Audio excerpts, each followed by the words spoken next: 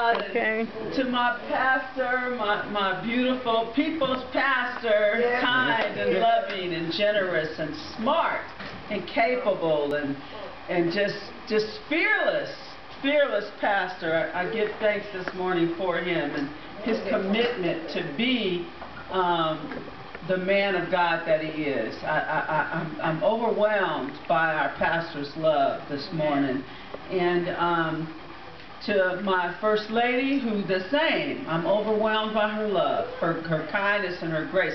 Even in her absence, we know we are loved beyond the shadow of a doubt, and we feel the prayers that she sends out for our good, for our health, and for our wholeness, and I'm really, really grateful.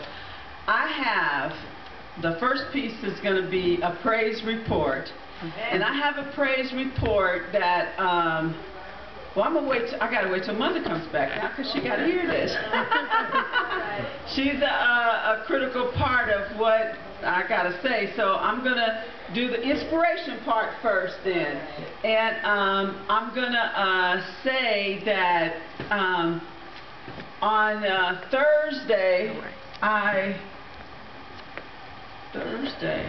Friday, I had the gift of going out to the San Francisco County Jail out of San Bruno with Mr. Gregory, and he spoke to the men out there in the jails, and the sheriff who was a deputy when I worked out there is now the sheriff, Sheriff Vicki Hennessy, introduced Mr. Gregory, and then one of the gentlemen who did a lot of research on Mr. Gregory did a welcome.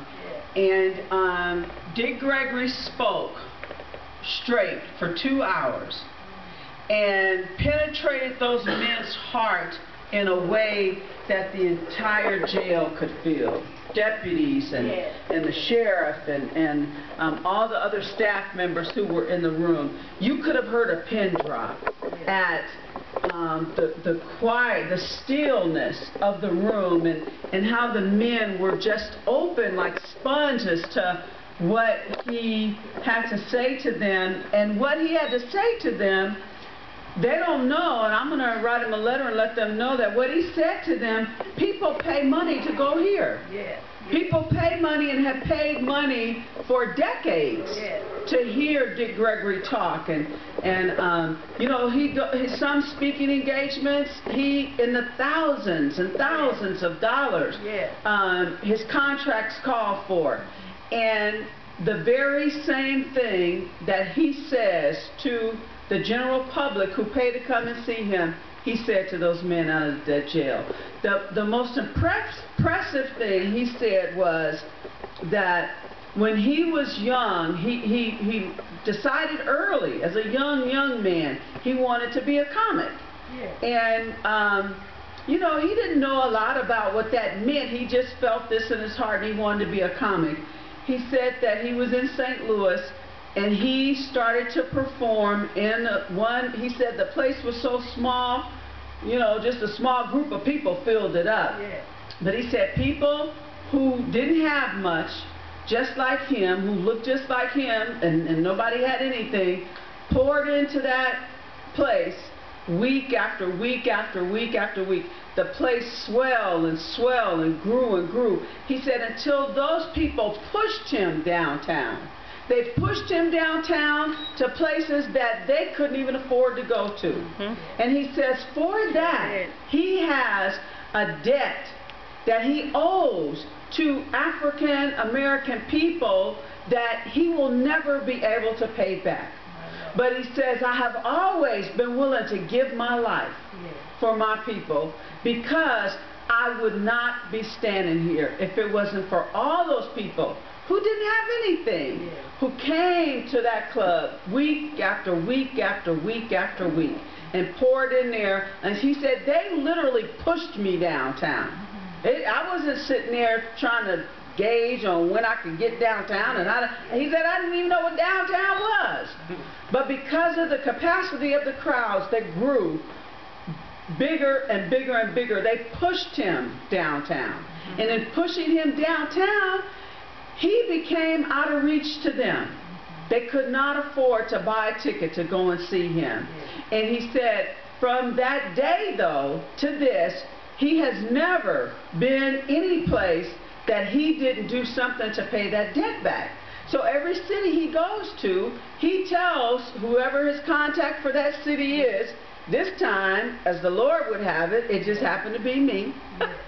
When I spoke with him on the phone, he agreed to be interviewed by me on the telephone. And in that interview, at the end of the interview, he said, "Now look, I want you to do something for me when I come." And he said, "Well, sure, Mr. Gregory, what's that?" Now, I don't know what he's going to ask me, but I certainly wasn't expecting what he asked.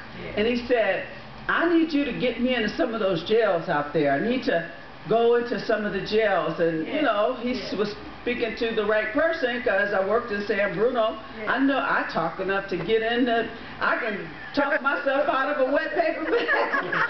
I said, "Oh, yeah, no problem." And luckily, I called San Bruno first, and I knew we would get in San Bruno, and they treated him like the king that he is.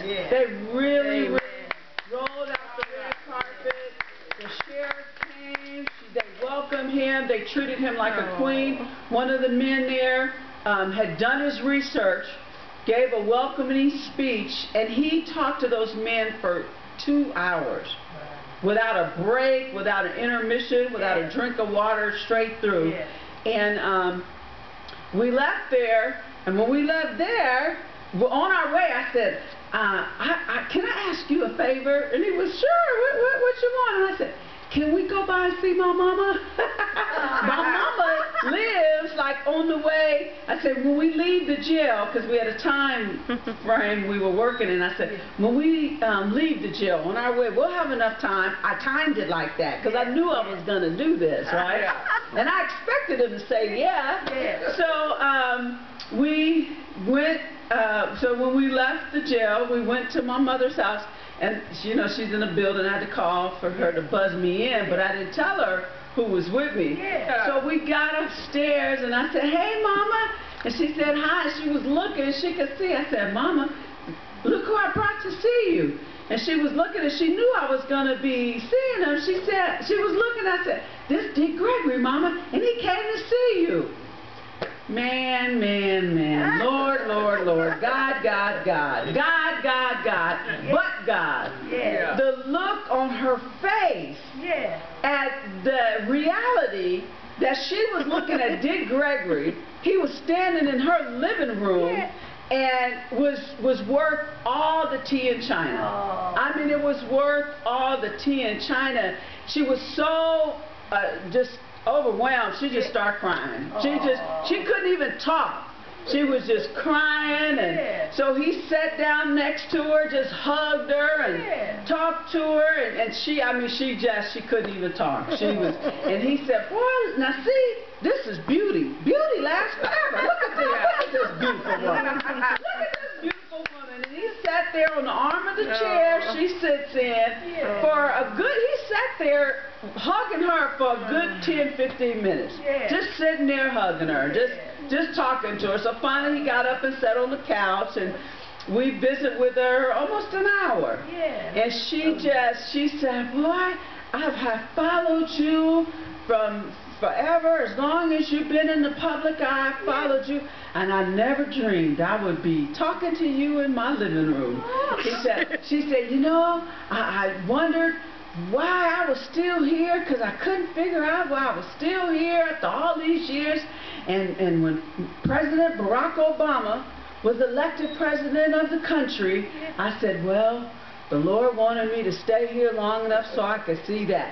And in my heart, I've been so grateful, and I feel so blessed that I lived long enough.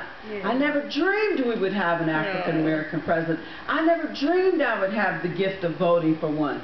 And I voted for one, and we have one, and I'm going to vote for him again because he needs to keep doing what he's doing. She said, so here I lived long enough to see an African-American president, and he's doing a great job, and Dick Gregory is in my living room. And I tell you, I'm still just overwhelmed. He was at the studio yesterday, he started talking. You know, we got a half-hour show. Yeah. He started talking, and when he got finished, we have enough footage for 2 shows. Yeah. and Cynthia was trying to cue me, but who tells Dick Gregory time is up? I don't know who does that. Yeah, her, but not me. And she kept giving me, you know, the signal, 5, 2, 1, no, cut. I mean, I'm sure somebody tells Dick Gregory time is up. He said it too. But it ain't me. He said she's over there going 2, 1. They were doing it in the jail too, and I was looking at him going, okay, but then I just turned around and just kept listening like everybody else.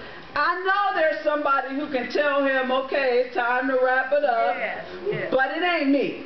So, and you know, I'm good at being me. I ain't good at being nobody else. So I was just myself, and I didn't tell him to wrap it up, and he just talked, and he blessed us.